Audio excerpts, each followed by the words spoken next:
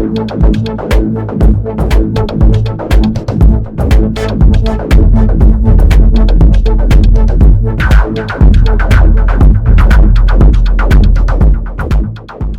my name is Stephen James with Intense Gaming TV. Today I have a review of the 4th Borderlands downloadable content, ClapTraps' New Robot Revolution. This is the 4th DLC in the series, and it takes place after the previous, The Secret Armory of General Knox. Remember that cute little claptrap at the end of the main story, the interplanetary ninja assassin?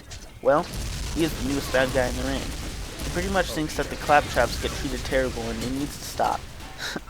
This is why we should not build robots. So instead of trying to work things out, he starts a robot revolution. Claptraps pretty much take over and you have to stop them. Yes, that is right. You get to murder the shit out of claptraps, and is what we have all wanted since the beginning. The story also runs you into the grasp of some past bosses and people you may know that have been, well, claptrapified.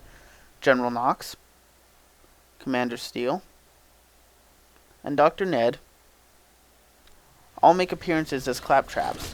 Although they are not as hard as before, they still make for good fun and mini-bosses. In fact, almost all of the creatures witnessed in the main game and past DLC show up claptrapified. If you wanted more of the delightful Borderlands gameplay, then you will get what you want. It of course mimics the rest of the series quite well and adds a small amount. There are new areas for you to explore, side missions to complete, and people to meet. It also brings you behind the scenes of old familiar places that you originally didn't get to explore. Almost every monster is new. Well, not necessarily new, but claptrapified and carry different weapons, so it brings a new feel to it.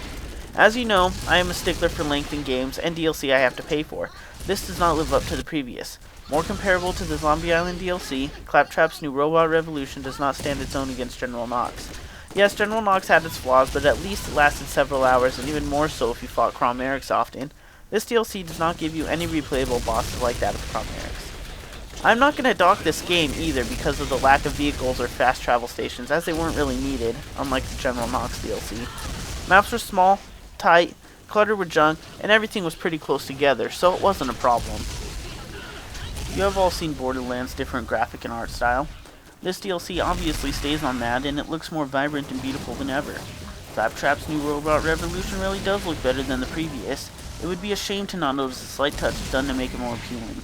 I did notice that it requires a tad bit more resources, but not enough to render a frame rate drop. It plays just as smooth as the main game and previous DLC while looking just as good, if not better. As you know, I always save my biggest gripe for the end.